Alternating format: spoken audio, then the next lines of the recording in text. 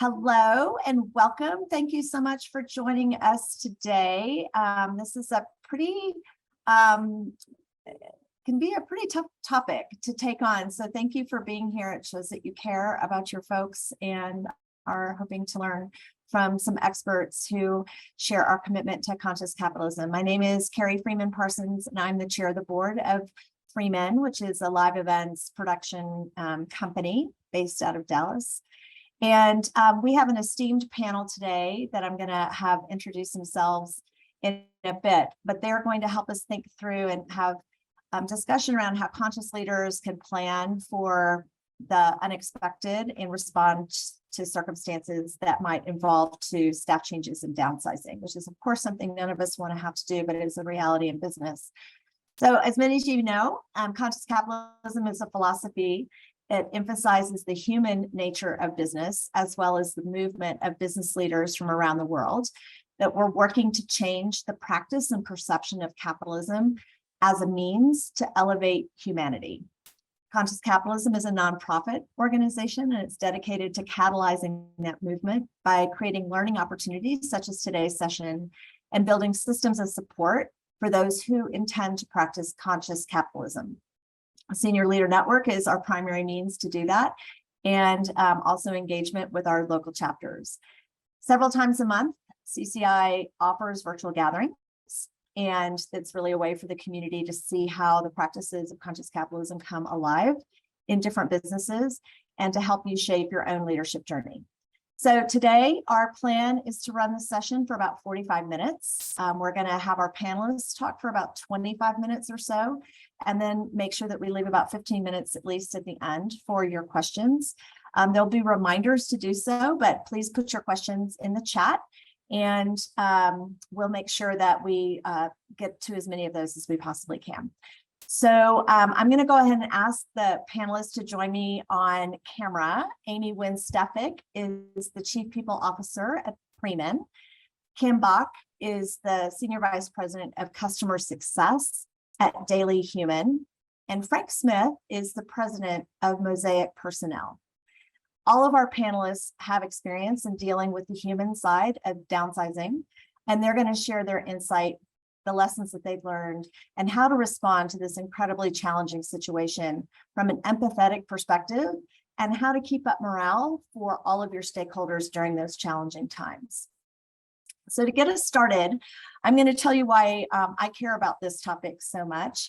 I mentioned that we are in the events industry. Freeman is a 95-year-old, privately held, family-owned business. Our people have always been extended family, and we have always been involved with conscious capitalism a long time. Culture has always been incredibly important to us. March of 2020, we had approximately 6,000 full-time employees, and we send out about 30,000 W-2s at the end of the year for part-time union contractor workers, et cetera. So a pretty significant workforce that was basically shut down overnight when the events industry canceled because of COVID, and it was the very early stages. And in March, we had to make the decision to furlough 87% of our people. So 6,000 minus 87%, you can imagine how significant that lift was. At the time, we honestly thought we would be bringing those folks back at the end of June. If you can recall back then, nobody knew how long it would last and thought that, well, it's going to just be like the flu or herd immunity will happen. And of course, we just didn't know what we didn't know. And so as time went on, we realized toward the end of May into June that this is going to be a very long process with really no end in sight. So at that point, we had to make decisions around those furloughed team members. And we moved about half of them to laid off, and we kept the remaining on extended furlough. And the main reason for that was that we believed that the business would be coming back. We just didn't know when. And we knew we were going to need those people as we were ramping back in the business. We also did not know on the laid off folks if they would be coming back, et cetera. So the way that we had to approach this was in such a devastating and scary time, was to lean into our practice of conscious capitalism, specifically around values-based culture. And the values-based culture informed every single decision that we made. And so, for instance, one of our values was around integrity. And we thought, well, we have to be honest with our people. We have to tell them what we know. We can't blow smoke. We can't do whatever. But every single decision, whether it was around communication or financial, which Amy can talk a little bit about some of the things that we did, but it was all intended to make sure that it didn't destroy our culture. But in fact, we were able to lean into our culture because we knew how incredibly imperative it was to, one, care for the people we loved and we cared about, but secondly, to ensure that we were in a position to bring them back when the business came back, so we would be able to support our clients. So it has been an incredible journey, and I'll cut to the I'll cut to the end. The good news is that 94% of our furloughed team members came back, and that's thousands of people that were able to come back. We actually hired a lot of new people as we were ramping back because of how people responded to how we treated them. We're back up to, Amy can tell you for sure, but we're back over about 4,000 full-time people again, which on bringing 4,000 people back to work in a pretty short amount of time, that's a whole session in and of itself from the ramp. But listen, we've been through it and we've learned a lot, and we're happy to share our perspectives with you today. And with that, I'm going to ask Amy to pick up the baton and just introduce herself briefly, and then share a little bit about some of the tactics that we employed to be able to come out on the other side. That's right. Thank you, Carrie. So I'm Amy Wynn-Steffek. I am the CPO of Freeman. I have been with Freeman about 1.5 years. Before I joined Freeman, I spent the bulk of my career in oil and gas. So more experience than perhaps I would like in this arena to share some insights. But I think, Carrie, you painted such a good picture of what Freeman was going through at the time as we were preparing for this. And you know, from a how we handled it perspective, it really was rooted in what you talked about from our values-based approach, right? Really taking a step back and saying, how can we lead from an empathetic place? How can we make sure that we are being thoughtful about our selections? And when I say thoughtful about the selections, it was not only how did we need to handle the decisions we needed to make in the crisis, but because we believed we would come back, we also needed to think through what did we need to support that vision of the future, right? And so that allowed us to say, what do we need to do? And then how do we need to do it? And that is how we assessed the different variety that we had to handle the crisis situation at Freeman. So we did have a mixture. We had a population that we had to let go. We had a large population of furloughed employees. And then, of course, we had our surviving employees and our leaders. And before we went into what are we going to do, we really took a step back and said, what does each population need? How do I need to support them from a humic-centric support angle as well? So you're thinking every step of the way around how can I support the person and this family member that's been with Freeman for so long, and then how can I support the business needs and the necessity that needs to happen right now, with the goal of maintaining relationships and handling everything in the right way, no matter which bucket you fell in that category. So when we think about those employees that we had to reduce, you know, we did look at some financial support. So we did have some severance that we were able to offer. We looked at additional things such as providing supplemental unemployment as well, really just thinking through how can we do what we need to in this difficult time, but also try to provide as much transition support as we can. We really leaned into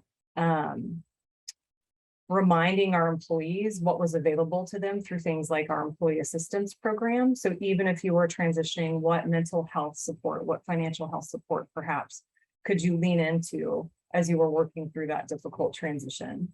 And when we were doing that, I think one of the things that, Carrie, you mentioned, but cannot be overstated, is the physical presence that all of our leadership at Freeman had. It was continual conversation. It wasn't a one-time conversation to say, here's what's happening and here's what we're going through and here's why we have to take these actions. It was continually being present in front of our employees, doing regular town halls on a frequent basis, and really just showing and displaying care at the same time that you're having to take these actions. For those of our employees that were furloughed, we really thought through how can we support them and create almost an extended Freeman family, right? So it was, what support do you need during the transition? How can I extend benefits? We did extend benefits for our employees for a period of time to help with the transition. But we also did things like newsletters. How do you stay connected to Freeman? How do I give you access to learning that was still available? So they all had access to our LinkedIn Learning, so they could continue to learn and kind of grow themselves during a transition period, particularly once we found out that this was going to be longer than what we anticipated it was going to be at the beginning. Also, quite a bit of workshop and other learning support to help them. How do you focus on mental health for your families, for your children during this crisis that is not only impacting us at work? And all of those actions and that support and thinking of it from a human-centric angle, that is what brought the outcome that Carrie mentioned, that really drove our employees to want to come back home and join Freeman again. And then, we can't forget those employees that stayed. Those are their friends. Those are their extended family members that were impacted by these actions. So really focusing on care for them and what support we needed to offer, knowing that they were absorbing different and harder workload, and they were going to go through their own emotional process as well. So really, again, kind of anchoring in benefits, employee assistance programs, how can we support them? Some of them were also impacted by things such as reduced pay or schedule changes to help support some of the things that we wanted to do for the population as a whole as we managed our way through crisis.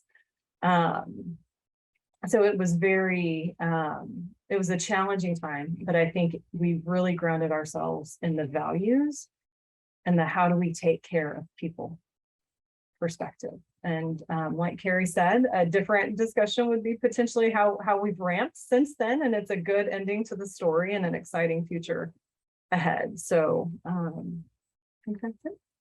Thank you, Amy. It's one of those things because we also had customers that were impacted. Their team members that support their accounts were gone. We had to think about, all of the stakeholders that were impacted. And you reminded me about when you were talking about supporting your leaders. I remember the first time I had to let someone go, and it was a gentleman who literally just wasn't performing. He'd been given, it was completely and totally justified. We'd gone through the process. And I remember crying myself to sleep the night before, thinking, I'm going to have to tell this guy that he's lost his job, and he's going to have to go tell his family and his friends. And then I was like mad at him for putting me in that position. Like, why couldn't you just, perform the way we needed to? Because it's so, it's just gut wrenching. And if this is ever something that's easy for you, which I can't imagine anybody on this call, it would be. So thank you, Amy. Appreciate that perspective. And we'll probably circle back with some questions. So I'm going to go to Kim now, and I'm going to ask her to also give a quick bio. And she will share with you that she was the human resources executive. She is now with a new organization, which hopefully we'll learn a little bit about that. So I'm going to ask her to share some of the lessons that she's learned through these situations of what you should do, but also ask her to talk about what you shouldn't do. So Kim. Thank you. And Amy, great. That's what a great start for the strategies that you can use to care for others. So I won't repeat all of those, but I fully support them. So my name is Kim Bach. Yes, I'm currently with a startup trying to get on the front end of all of this and prevent the burnout and the exhaustion and the disengagement that we're all talking about right now. And that feels really good. But for most of my career, I was an HR professional and operator, like many people on the call. And you do sometimes find yourself in a scenario where your options are limited. And the day when you have to let go of employees who have done nothing but show up and do their job well, for reasons outside of their control, they're going to lose their job. It's not a day that any leader wants to ever happen. It really is the worst case scenario for those of us who care about our employees, and as you guys say, our friends and our family in many cases. So I think the first thing to do, which, I was trying to think on like what's not the obvious stuff, but I do think that there's like an accountability exercise to be done by the leadership team that really takes the opportunity before the day of a layoff to say, how did we get here? I think that we owe that to our employees. And it's not enough to just say it was COVID. Frankly, there are decisions along the way that we can make that may have impacted how fast this happened or how many people were impacted or the way we're going to manage it. Did we look at other options? What else are we doing? And that accountability piece is important for you as a leader, and it will be important as you're transparently sharing with the company. I think it's understandable that our employees expect us to take responsibility. We can't control everything, but again, there are decisions that we make along the way, and really allowing ourselves to sit in the heaviness of that burden before the day, in my experience, helps alleviate that from just chasing you throughout the process. Let yourself feel it. It's part of what we sign up for as leaders. And I think doing that as a leadership or executive team in full transparency can help with the healing process for you as a leader as well. I think everyone deserves that. So I would do an accountability exercise of how we got here. And then I think, and Amy certainly, like, she focused on this, which is, keep focused on the people affected. It's actually harder said than done. It is actually not, it's easy to sort of feel bad for yourself throughout the whole process.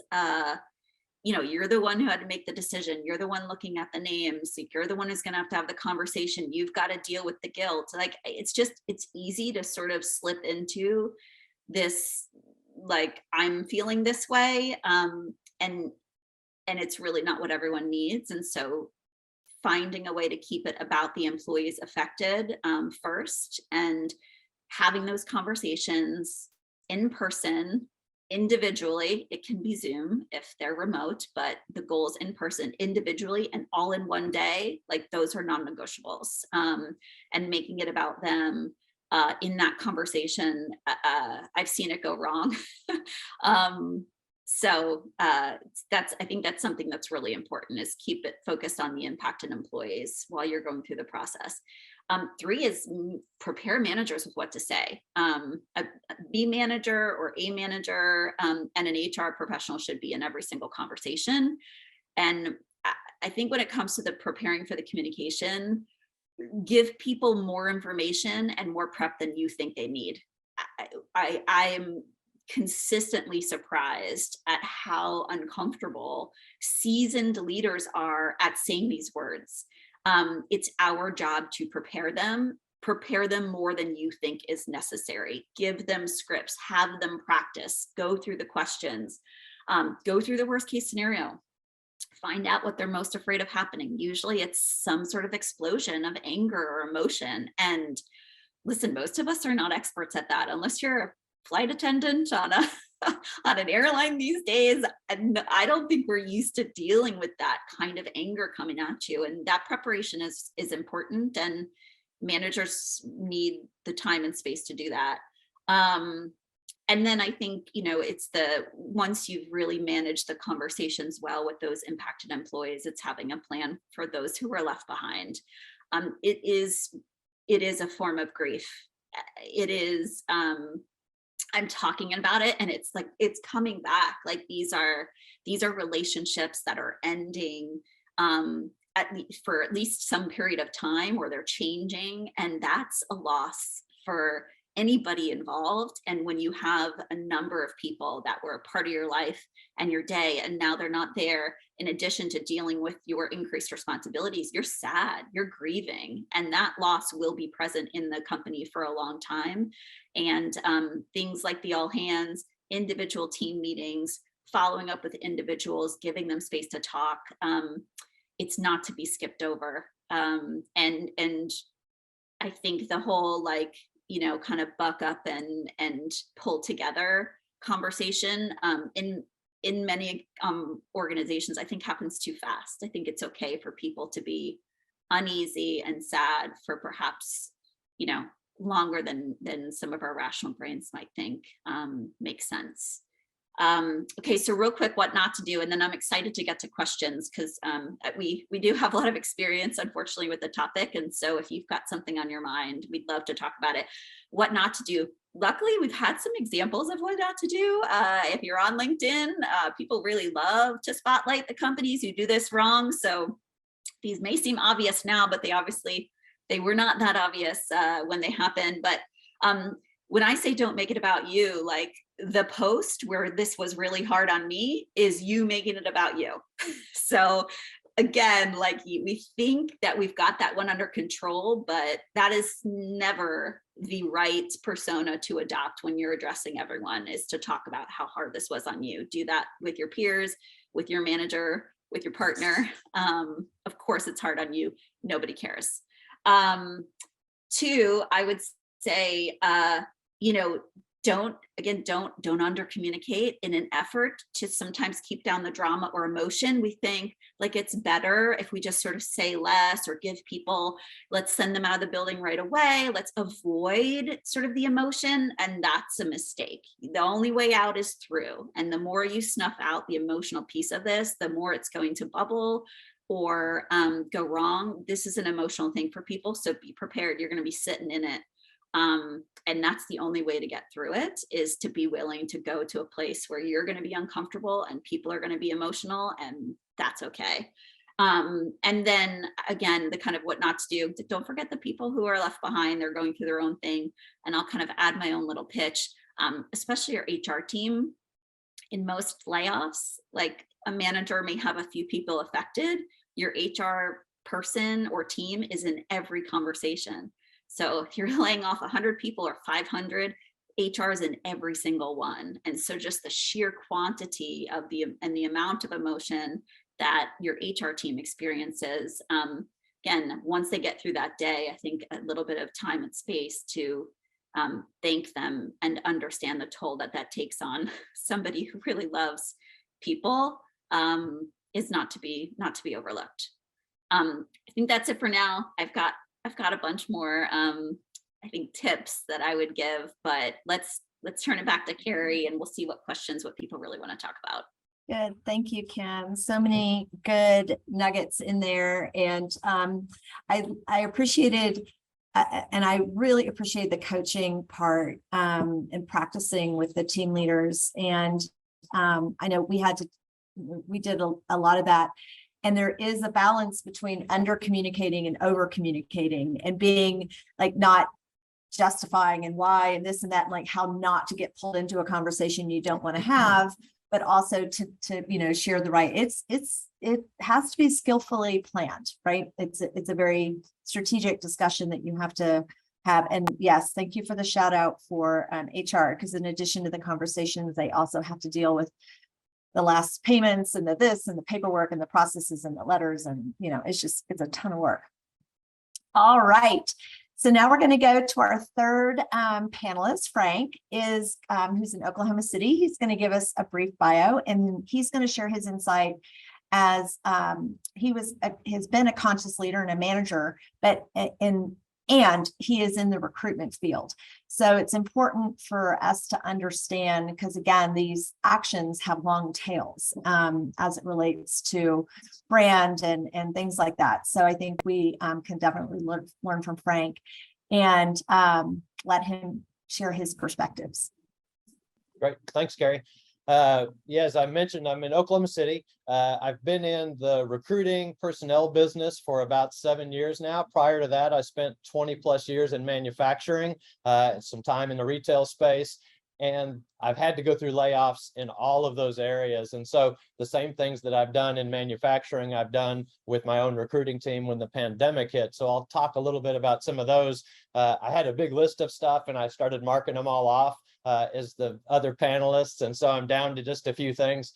So it'll be a quick list. I think to start off, what I've done with all of my companies is we believe in open book management, and we share the financials with all of the employees. And we've been able to have really direct conversations around that as we've gone into recessions or economic downturns or whatever, and been able to help them see what's coming. And so it takes a little bit of the surprise away. We've been able to have meetings where we said, our cash reserve is this. We won't lay anybody off until the cash reserve goes down to here. And so what that's been able to do is now you have in my company, 100, 200 eyes on that financial cash reserve, helping figure out how do we help hold cash into the company.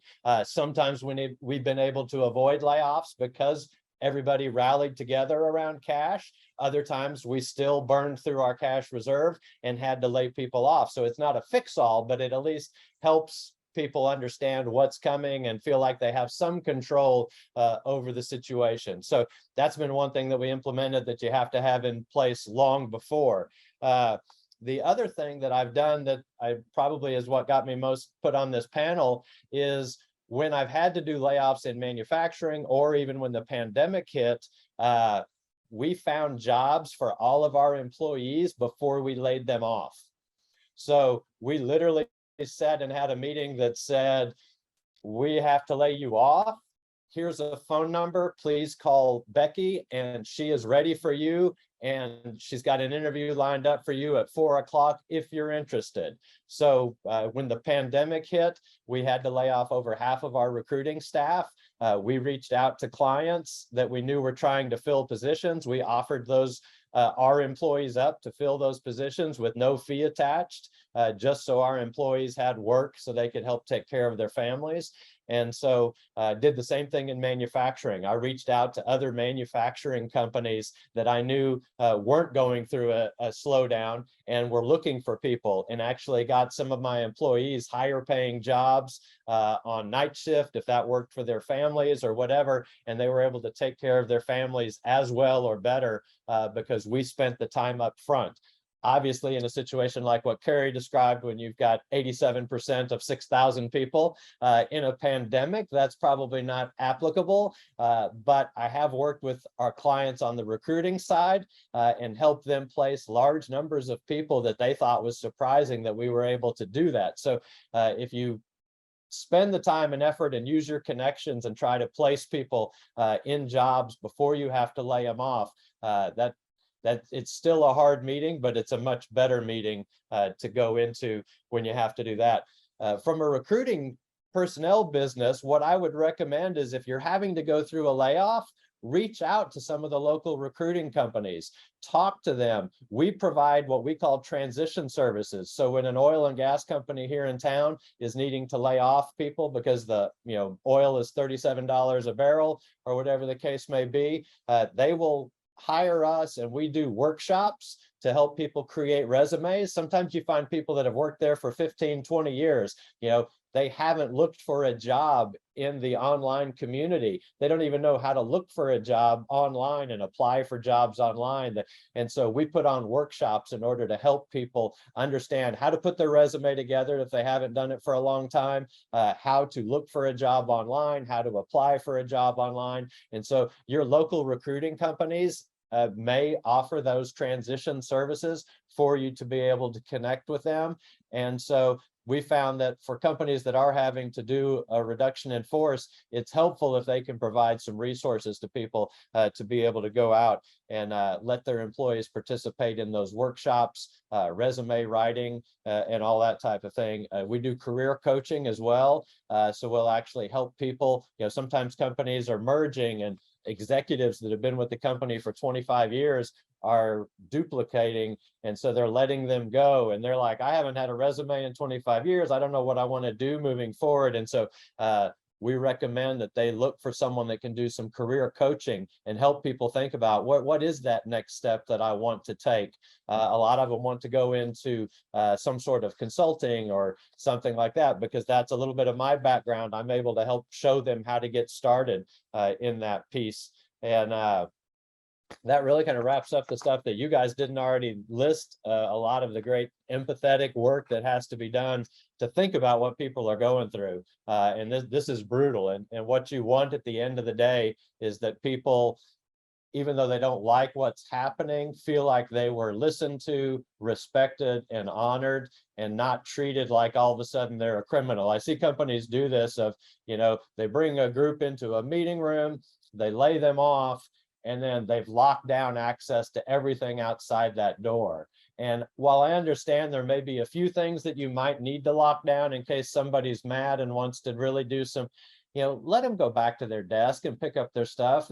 They're not being dismissed because, they've created some sort of a problem. They're being dismissed for something completely out of their control. Give them the dignity of being able to walk back to their workspace and get some of their personal effects. I see companies here in town that they literally send them home, and we'll send you a box with all your stuff because we can't allow you back into the building.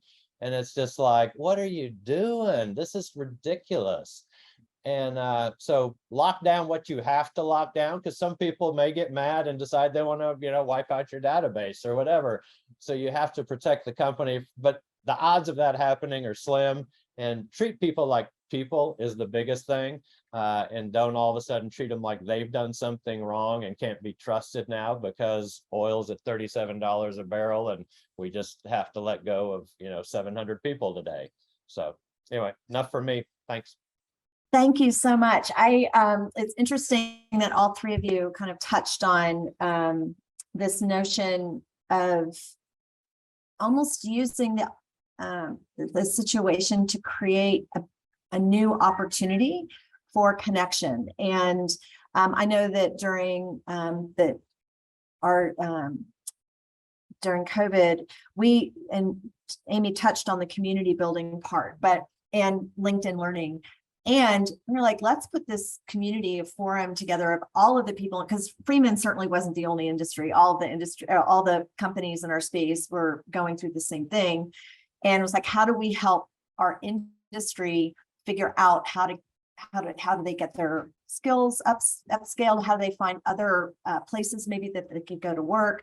How do people get to know us so that when we're ready to hire again, they can stay connected? So, it's just, if you think about your people are your most valuable investment, then just like you would think about a customer strategy, what is your people strategy around these folks that even if they're not going to be coming back, they have influence, they have voice, they may be making referrals, et cetera.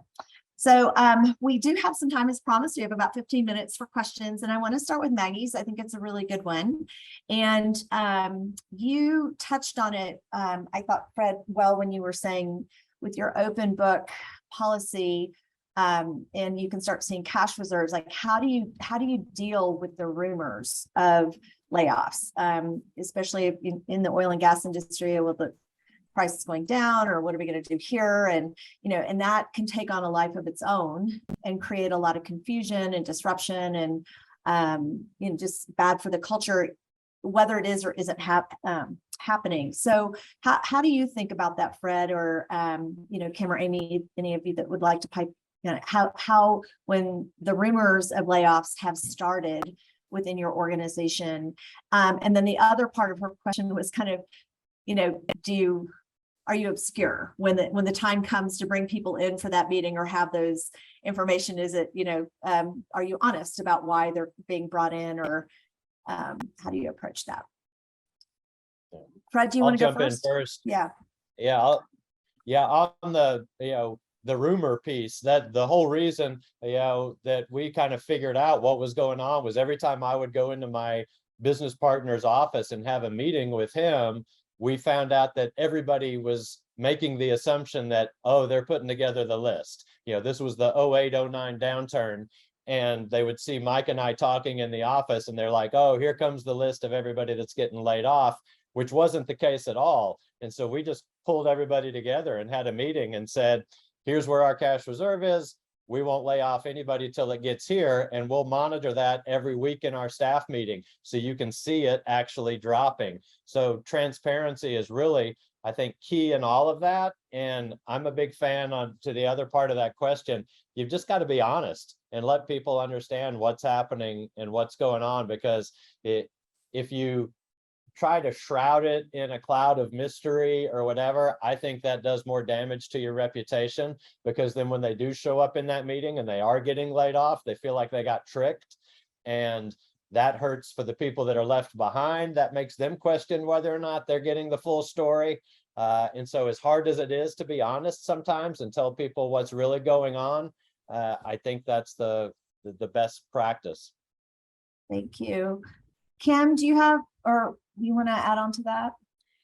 Yeah, I love Frank's approach. I mean, I think the radical transparency, I think, is something to aspire to. And if that is not how a value you've been managing your company with, I think this gets a little trickier. That's the ideal way to handle it. And so for those companies that aren't quite there yet, I typically would interpret rumors as feedback that not enough conversation is happening. So whether the rumors are untrue and you're nowhere near a layoff discussion, or whether they are true and you just haven't communicated it yet, it's a sign to lean in. It's a sign that your employees need more information and more transparent conversation that they're having. They may not need to see all the books and get the full, we don't know who the heck's going to be impacted, but 5,000 of you are going to lose your jobs. Like that you may not be ready for that, but they're telling you they need more than what they're getting. And so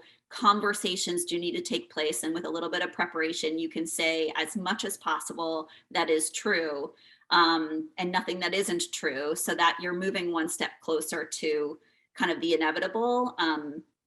That's to me, like, rumors are not to be ignored. Or squelched. That's not where we are anymore. Right.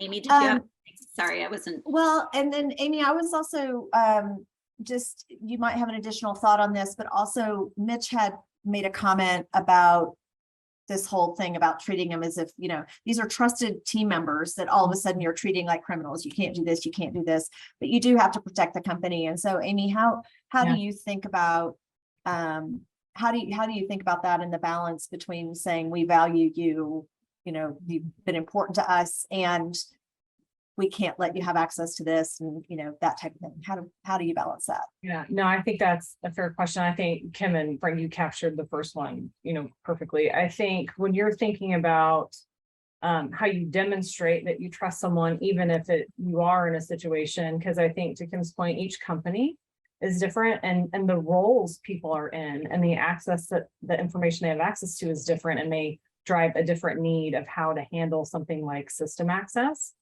But I think it's saying, okay, how do you support, if you are an employee, that is one where we said, okay, as a company approach, we're going to cut off access when we're in the meeting, and you're telling them that. It's picking up on, I think one of the examples Mitch had on there was, key contact information, key personal information that they have on their computer. So normally, when I had done this quite a few times in oil and gas, we had an approach saying, okay, within this period of time, we will download all of your contacts. We will tell me what your personal holds are. So we took on that work to get that to them immediately. It wasn't that you couldn't have access to it. So if you do have to shut off that access, it's how can you support them to get things that may be theirs, or contacts that may help them find a future position, while also preserving what you need to from a company, from a security perspective in that respect. And another thing that I've done within my experiences is really think through, I think, Frank, your example on packing up the office right away, or, we've given some employees options before. So are you comfortable going back to your desk and taking your things now? We're more than happy for you to do so. Or not everyone is comfortable with that. We are more than happy to also pack your belongings for you. We can meet you up here on, we had certain sites where we would meet them up there on maybe the weekend after. for anyone that wanted to come and an off-cycle time after they've had time to process. So really think through how can we support through a variety of ways to meet those employees where they are, where you can give optionality. I think that helps them feel trusted as well, even though sometimes you do have to make those harder decisions with things like computer access and things like that. Thank you. Steve Kroll, I sent you a note because I wasn't 100% sure I understood your question. So if we have time, if you want to answer me back so that I can make sure that it's something that we can appropriately set up. We do just have a couple of minutes left. And so, to me, what I'm hearing more than anything is just the preparation that needs to go into it's like all things, there's nothing easy. It may seem like there is an action of a layoff, but tied to that action of a layoff are dozens and dozens and dozens of actions that need to happen before, during, and after. And so it's really having a plan for that and preparing for the plan, working through the plan, debriefing after the plan, what worked, what didn't work, that kind of thing, and making sure that you're well prepared so that you can handle as well as possible. So I'm going to quick scroll and see if there's anything else. I answered one of them live about, yes, the recording is going to be going out to everyone. So I don't see another, and I'm not quite sure. Steve's questions is something about how do you feel about public discussion of alternatives to layoffs? And I'm not sure if he meant that this is a public discussion and he wanted to throw out some ideas. This really, I think that's an interesting topic to have for a future session that maybe we can talk to CCI as it relates to what are alternatives to layoffs. This one is specifically geared toward you've made this decision for whatever reason. But maybe Steve, we can circle back because I think it'd be interesting to hear more from you on that. Go ahead, Fred. Yeah, just real quick on that, because we shared the financials with our team, they would see what was coming, and I would have people come up to me and say, hey, if you've got to lay people off, I can handle it for a while. Make sure you put me on the list to be laid off and let, somebody else keep their job, because, my spouse has a job. I'll be fine for 2 or 3 months before you can bring me back. And so that's one of the things that made me think of, based on his question of, you can't have those conversations with people, because sometimes people are in a spot where they could actually choose themselves and volunteer for layoff in an organization to let someone else keep their job. Yeah, that's an excellent point. I know we had a little bit of that happened as well. We had some people who said, listen, I'm 2 years away from retiring anyway, go ahead and put me on the list. I'd rather have somebody who's might be here for another 10 years. There's a lot of capacity. And that only happens when you have a trusting culture, right? And this is, I guess, I started at this and I'll end it with this as we get down to our last minute, that this is an action that has to, if it's going to happen effectively, it is because you have already decided and are implementing a conscious culture within your organization. If it is not believed that you have a conscious culture, if there is not trust with your team members, if you aren't acting through your values, you can do all these tactics correctly and it's going to be bad, right? So, this is what we learned. If there was, I have always believed that it's hard to measure the value of a healthy culture, but of course, that there is a value. And what we experienced is, yes, we had to manage cash, and yes, we had to do all those other things, but we couldn't possibly put a price on all of those deposits over the decades that we've been investing in our culture. A lot of that has been informed by my work and involvement with conscious capitalism and understanding, bringing your values to life and stakeholder model and being purpose driven. And when you really truly commit to that, that is your guidepost for how you go through these challenging situations. So I just encourage you to continue to dig deep into building yourself as a leader and into these principles, and lean into CCI to bolster your capabilities there. It'll help in the darkest times. So we are at 45 minutes, and as promised, so we are going to let y'all go for the rest of the day. Thank you so much. I'm really grateful for our panelists for being here and sharing your insights with us. Our LinkedIn profiles have been shared in the chat. So if anybody has any questions for us offline, please feel free to reach out. This community is important to all of us, and we're happy to help however we can. So with that, we will say goodbye or farewell until next time. Thank you. Thanks, everyone. Thanks, Carrie. Thank you.